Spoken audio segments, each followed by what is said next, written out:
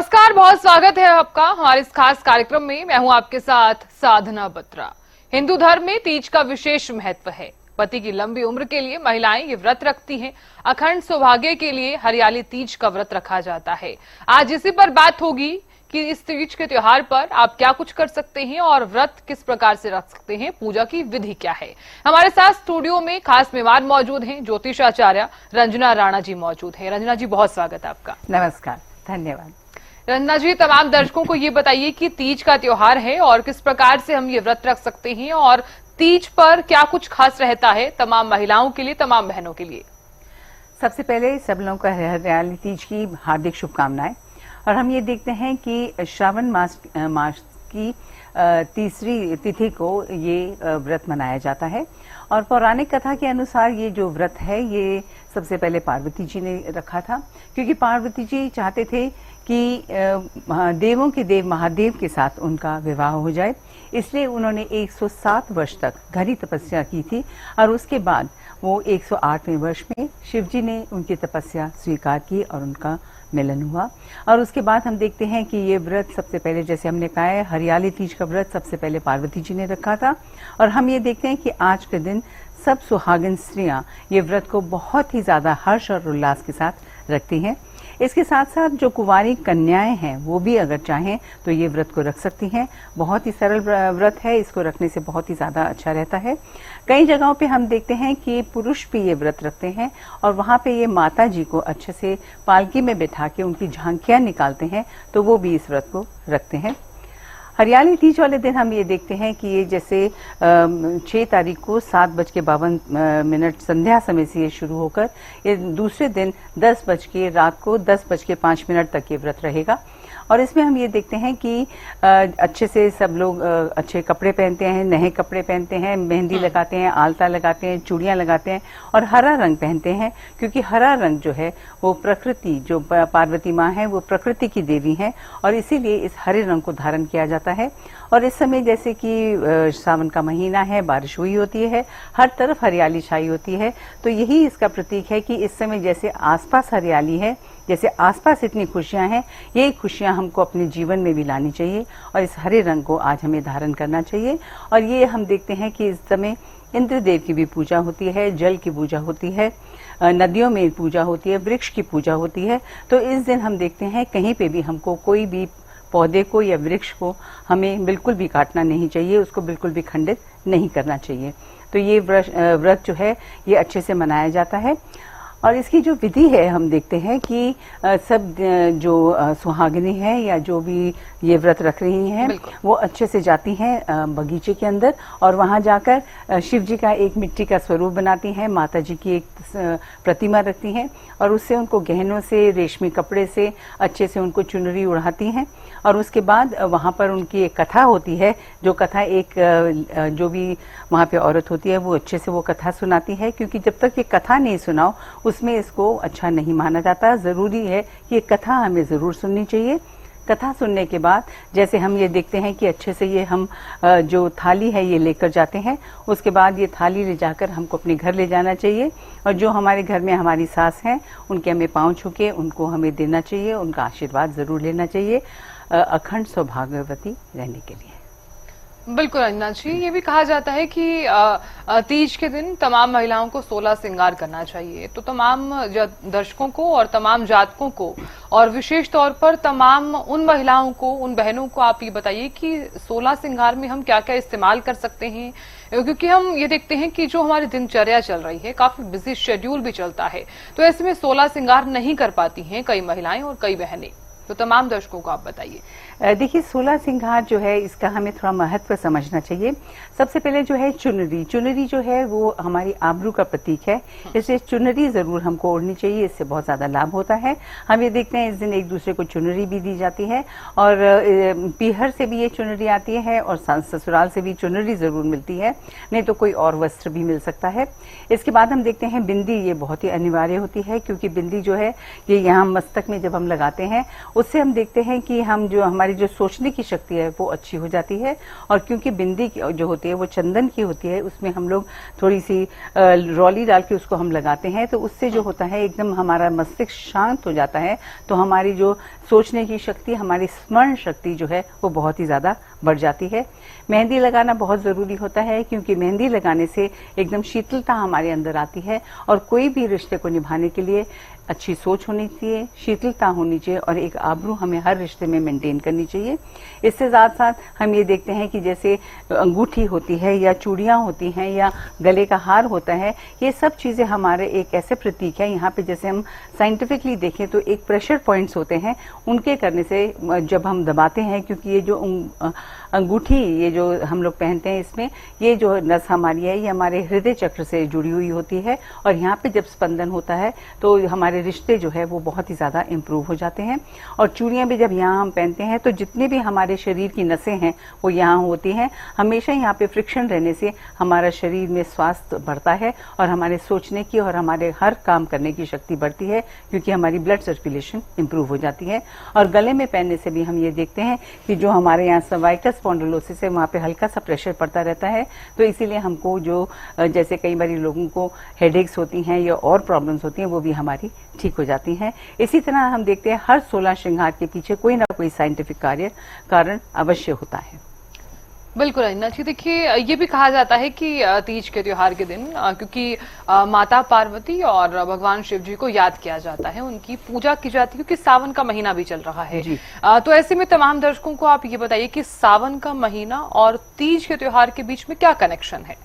देखिए, सावन का महीना जैसे हमने आपको बताया है कि इस दिन जो तीसरी तिथि है, शुक्ल पक्ष की तीसरी तिथि को, इसी दिन शिव जी ने पार्वती की जो तपस्या है, जो उन्होंने 107 वर्ष तक की, उन्होंने 108वें वर्ष में उनकी तपस्या को स्वीकार किया। उनका हम देखते हैं विवाह हुआ, उनका मिलन हुआ।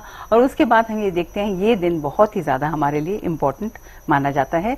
और जैसे हमने बताया, क्योंकि सावन का महीना है, हर तरफ हरियाली छाई हुई है और जिस तरह खुशियां आसपास हैं, उसी तरह हमको अपने घर में, हमारे परिवार में, हमारे रिश्तों में हमेशा एक खुशहाली ही लाने की कोशिश हमेशा करनी चाहिए, जैसे कि हमारा प्रकृति का स्वरूप है, जो कि बहुत ही ज्यादा खूबसूरत है और खुशहाल है। बिल्कुल अंजना जी, अब तमाम दर्शकों को आप ये भी बताइए कि तीज के त्योहार के दिन हम अगर किसी भी प्रकार के उपाय जो हैं वो यहाँ पर अगर हम कर सकते हैं, तो कौन कौन सी ऐसी बाधाएं हैं, कौन कौन सी ऐसी परेशानियां हैं जिनसे हम निजात पाने के लिए हम उपाय कर सकते हैं? देखिए, तीज के दिन बहुत ही ज्यादा अच्छे उपाय हम बताना चाहते हैं, क्योंकि हर जो उपाय है इसके पीछे भी कोई ना कोई कारण ही है। जैसे कि हम बताते हैं कि इस दिन चावल का दान करना चाहिए, क्योंकि चावल जो है वो शुक्र ग्रह से कनेक्टेड होता है। और चावल का जब हम दान करते हैं, हमारा शुक्र ग्रह प्रमोट होता है, जो कि किसी भी संबंध को मधुर बनाने के लिए, स्पेशली पति पत्नी के संबंध को मधुर बनाने के लिए बहुत ही ज्यादा अच्छा होता है। उसके बाद गेहूं का दान करना चाहिए। गेहूं के दान को स्वर्ण के दान के समान माना जाता है। इसके दान से हम देखते हैं जो धन संपत्ति और हमारे जो पति का व्यवसाय है उसमें बहुत ही ज्यादा बरकत आती है। उसके बाद वस्त्र, हमको वस्त्र का दान करना चाहिए, जैसे कि चुनरी, बहुत ही ज्यादा इस दिन चुनरी का दान करना बहुत ही ज्यादा इम्पोर्टेंट होता है, ताकि हम जितनी भी स्त्रियां हैं सबकी आबरू अच्छे से बनी रहे और सब हमेशा एक अच्छे से जीवन अपना व्यतीत कर सके। उसके बाद हम देखते हैं कि फलों का दान करना चाहिए, क्योंकि जो 5 फल किसी भी तरह के लेने चाहिए, वो भी जो है हमारे स्वास्थ्य का ही प्रतीक है। तो हर जो जैसे कि मिठाई है, मिठाई का दान करने से बहुत ही ज्यादा इम्पोर्टेंट होता है कि एक मिठास जो हमारे रिश्तों में बनी रहे। इस दिन हम देखते हैं कि जितनी भी कन्याएं जिनका ये पहला हरियाली का जो त्योहार होता है शादी के बाद, तो इसमें या तो पीहर से, या तो वो पीहर जाती हैं, नहीं तो पीहर से कई बारी जैसे वस्त्र भी आते हैं, गहने भी आते हैं, पैसे भी आते हैं। जो इस समय की असली मिठाई होती है वो होती है घेवर, फेनिया और नमकीन मिठाई।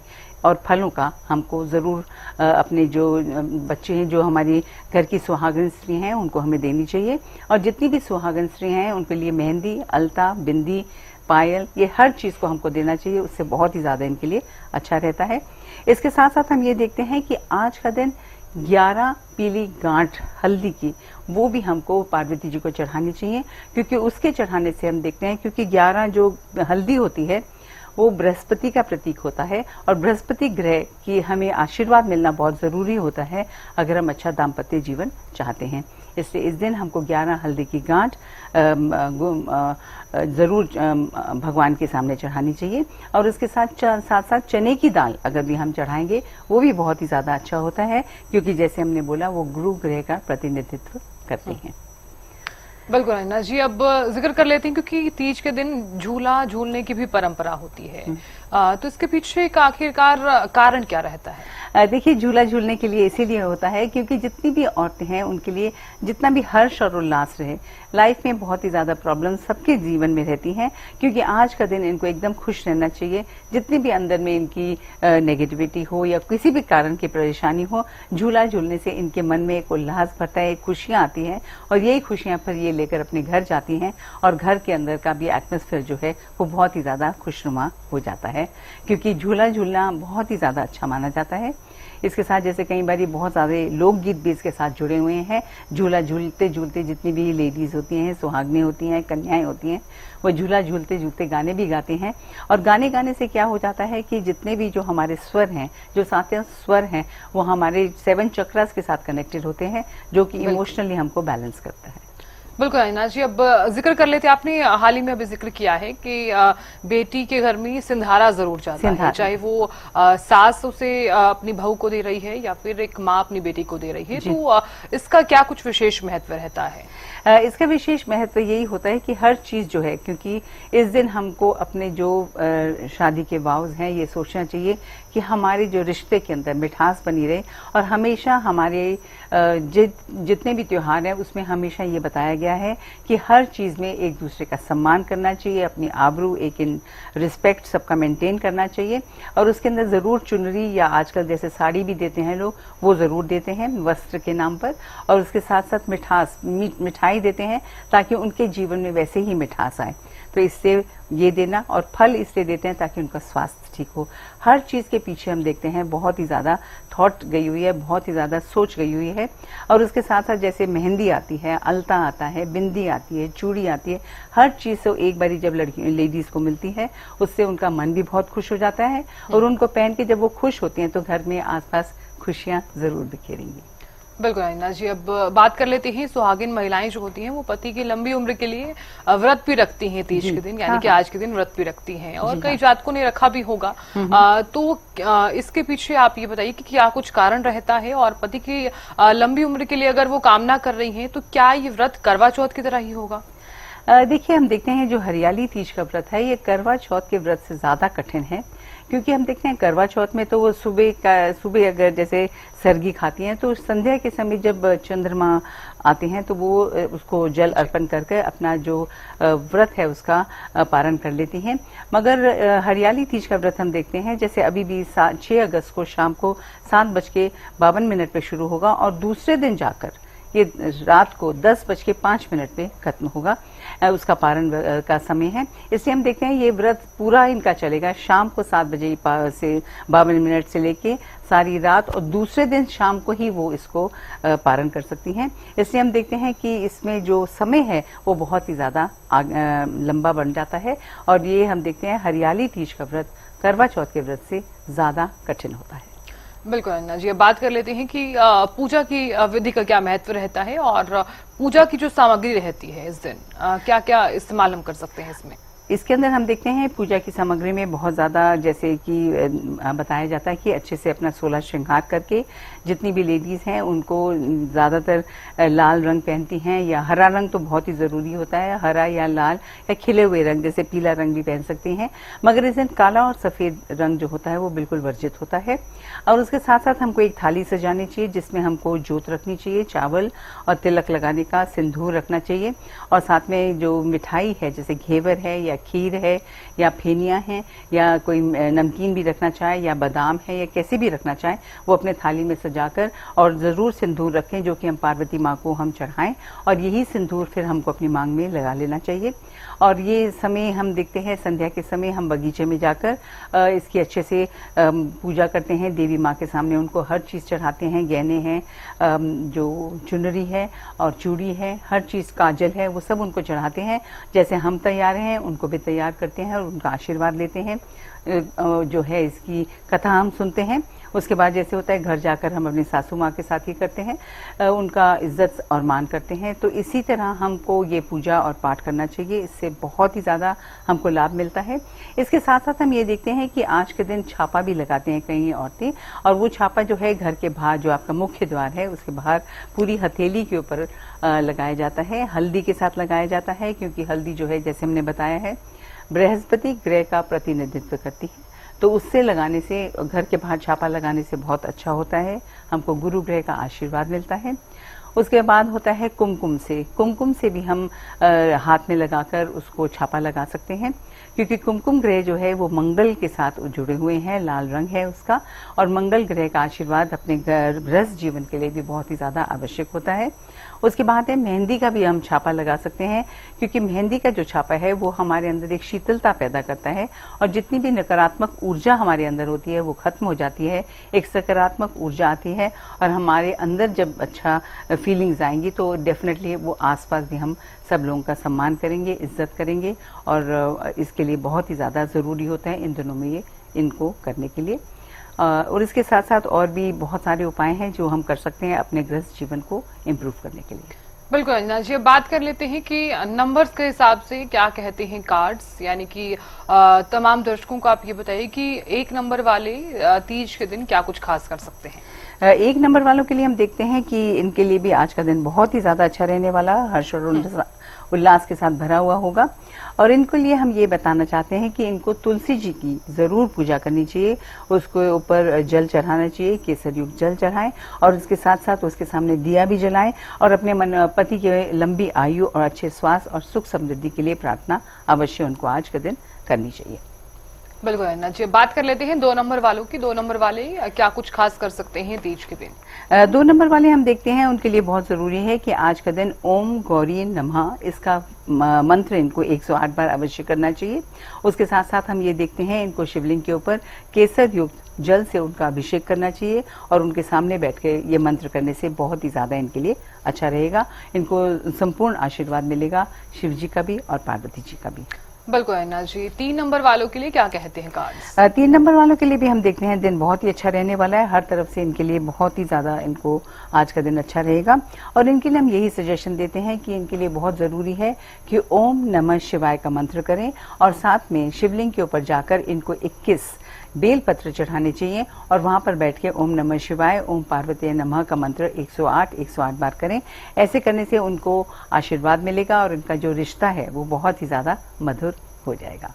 बिल्कुल अन्ना जी, बात कर लेते हैं 4 नंबर वालों की। 4 नंबर वालों के लिए क्या कहते हैं कार्ड्स। 4 नंबर वालों के लिए हम देखते हैं कि इनको अपने शयन कक्ष के अंदर बहुत जरूरी है कि कपूर जलाना चाहिए, और इसके साथ साथ इनको वहां पर लौंग भी जलानी चाहिए, ताकि जो भी थोड़ी बहुत नकारात्मक ऊर्जा आसपास हो वो खत्म हो जाए। और उसके साथ साथ वहां बैठकर इनको ओम नमः शिवाय का मंत्र 108 बार करें, या ओम गौरी नमः का मंत्र 108 बार करें। इससे हम देखते हैं इनके रिश्तों के अंदर और भी ज्यादा मधुरता आ जाएगी।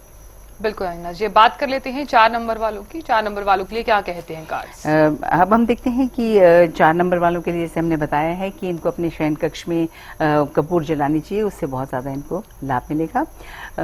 5 नंबर वालों के लिए हम देखते हैं कि जैसे अगर इनके पति की साढ़ेसती या कुछ शनि का प्रकोप चल रहा है, तो उनके लिए बहुत जरूरी है कि जल के अंदर काला तिल डालकर शिव जी का अभिषेक करें। ऐसे करने से जो भी थोड़ी बहुत रुकावटें इनके कार्य में आ रही हैं वो सारी खत्म हो जाएंगी, और इनका जो है व्यापार भी अच्छा चलेगा, और इनके संबंध भी मधुर होते चले जाएंगे। बिल्कुल अन्ना जी, अब 6 नंबर वालों के लिए बात कर लेते हैं। 6 नंबर वालों के लिए क्या कहते हैं कार्ड्स। 6 नंबर वालों के लिए बहुत जरूरी है कि इनको मंदिर जाना चाहिए, और वहां जाकर 11 दीपक जलाना चाहिए, और वहां पर बैठ के इनको शिव पार्वती की पूजा करनी चाहिए, शिव चालीसा का पाठ करनी चाहिए, दुर्गा चालीसा का पाठ करनी चाहिए। ऐसे करने से बहुत ही ज्यादा इनको लाभ मिलेगा, इनको आशीर्वाद मिलेगा, और बहुत ही ज्यादा हम देखते हैं इनके रिश्ते भी बहुत ही ज्यादा इम्प्रूव होने लग जाएंगे। बिल्कुल अन्ना जी, अब बात कर लेते हैं 7 नंबर वालों की। 7 नंबर वालों के लिए क्या कहते हैं कार्ड्स। 7 नंबर वालों के लिए भी हम देखते हैं इनका दिन बहुत ही अच्छा रहेगा, और इसके आज का दिन इनके लिए बहुत जरूरी है कि एक नारियल लें और अपने पति के ऊपर से 21 दफा इसको वार कर जल प्रवाह कर दें। अगर आसपास जल का स्रोत नहीं है तो इनको जाकर मंदिर में किसी पेड़ के नीचे रख देना चाहिए, उससे जो भी इनकी दिक्कतें होंगी वो खत्म हो जाएंगी। अगर आपके पति के स्वास्थ्य को लेकर कोई भी दिक्कतें होंगी वो बिल्कुल इनकी खत्म हो जाएंगी। बिल्कुल अन्ना जी, 8 नंबर वालों के लिए क्या कहते हैं कार्ड्स? 8 नंबर वालों के लिए बहुत ही जरूरी है कि इनको आज का दिन चुनरी का दान करना चाहिए। ऐसा करने से हम देखते हैं बहुत ही ज्यादा इनके लिए अच्छा रहेगा। और जिन जिन को भी चुनरी ये देंगे, जितनी ज्यादा कन्याएं हैं उनको चुनरी बांटेंगे या एक दूसरे को भी चुनरी देंगे, चूड़ी देंगे, उससे बहुत ज्यादा इनके लिए बेहतर साबित होगा। इनके रिश्ते बहुत ही ज्यादा मजबूत हो जाएंगे। बिल्कुल अन्ना जी, 9 नंबर वालों के लिए क्या कहते हैं कार्ड्स? 9 नंबर वालों के लिए देखते हैं आज का दिन जितना भी हो सके इनको फलों का और 16 श्रृंगार में कोई भी वस्तु हो उसका इनको जो भी सुहागन स्त्री हैं उनको देना चाहिए। ऐसे करने से हम देखते हैं इनको पार्वती माँ का बहुत आशीर्वाद मिलेगा, शिव जी का आशीर्वाद मिलेगा और ऐसे करने से इनके जो संबंध हैं वो बहुत ही ज्यादा मधुर हो जाएंगे। बिल्कुल अन्ना जी, तमाम जातकों को और तमाम दर्शक जो ये खास कार्यक्रम देख रहे हैं और तमाम बहनों और महिलाओं को भी आप ये बताइए कि आज के दिन वो क्या कुछ विशेष कर सकती हैं, चाहे इसे उपाय के तौर पर देख लिया जाए या फिर अपने पति की लंबी उम्र के लिए। देखिए, अपने पति की लंबी उम्र के लिए जैसे हमने बताया है बहुत जरूरी है। अगर रोज एक माला ये महामृत्युंजय जाप की अपने पति के लिए करती रहेंगी और एक माला ओम नमः शिवाय की करती रहेंगी और एक और माला है ओम सर्वमंगल मांगले शिवे सर्वार्थ साधिके शरण्य त्र्यंबके गौरी नारायणी नमस्तुते। ये 3 मंत्र अगर रोज ये अपने सुखी दाम्पत्य जीवन के लिए करते रहेंगे तो इससे हम देखते हैं इनके जो पति हैं उनका स्वास्थ्य भी ठीक रहेगा, आयु भी लंबी रहेगी और इनके रिश्ते जो हैं वो बहुत ही ज्यादा मधुर हो जाएंगे। जैसे हमने देखा है कि ओम नमः शिवाय मंत्र जो है ये हमारे हार्ट के ऊपर मसाज करता है, वाइब्रेट करता है, वो इमोशनली हमारे को स्टेबल करता है।